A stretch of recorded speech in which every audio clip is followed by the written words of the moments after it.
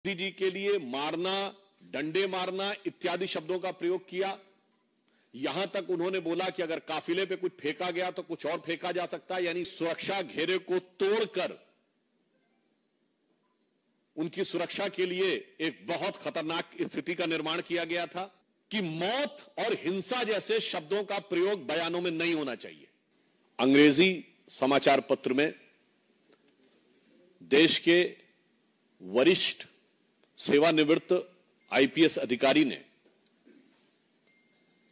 एक आर्टिकल लिखा है, जो उन्होंने वर्तमान समय में विश्व में सुरक्षा को लेकर हो रही गतिविधियों और भारत पर उसके पड़ने वाले प्रभाव की तरफ ध्यान आकृष्ट किया है। आप सभी को ज्ञात है कि 1-1.5 वर्ष पूर्व जापान के पूर्व प्रधानमंत्री शिंजो एबे जी की एक राजनीतिक कार्यक्रम में हत्या हुई। चंद दिन पूर्व अमेरिका में राष्ट्रपति पद के प्रत्याशी डोनाल्ड ट्रंप के ऊपर हत्या का अटेम्प्ट हुआ, जिसमें वो बाल बाल बचे।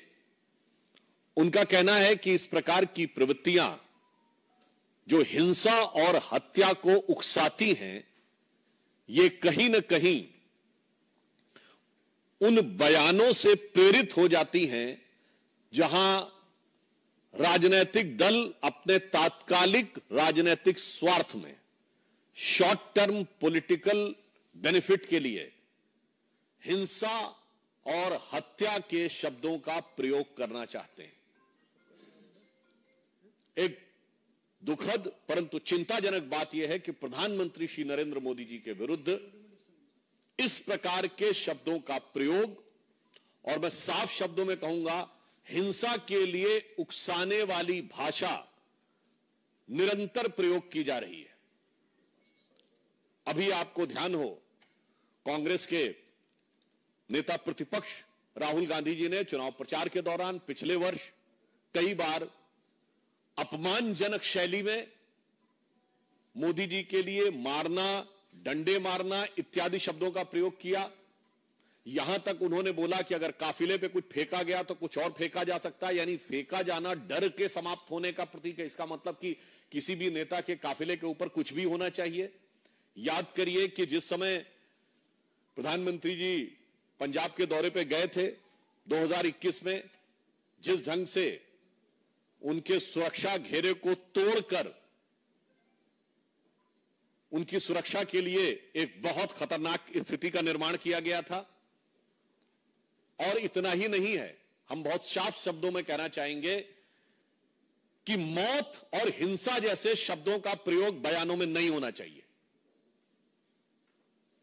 क्या यह सत्य नहीं है कि कांग्रेस के कई वरिष्ठ नेताओं ने मोदी जी के लिए इस प्रकार की मौत और उस प्रकार की मौत जैसे शब्दों का प्रयोग किया?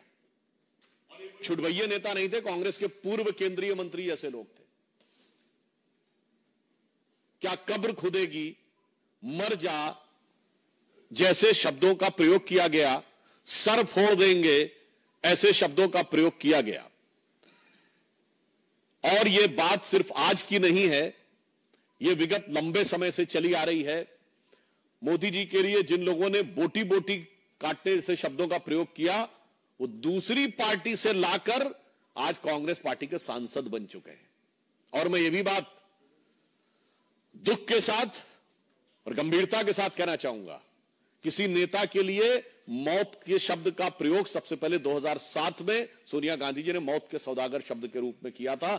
हमने कभी, जब आपातकाल में संविधान की हत्या हो गई थी, तब भी कभी श्रीमती इंदिरा गांधी जी की मौत की कामना या मौत जैसे शब्द का प्रयोग नहीं किया था।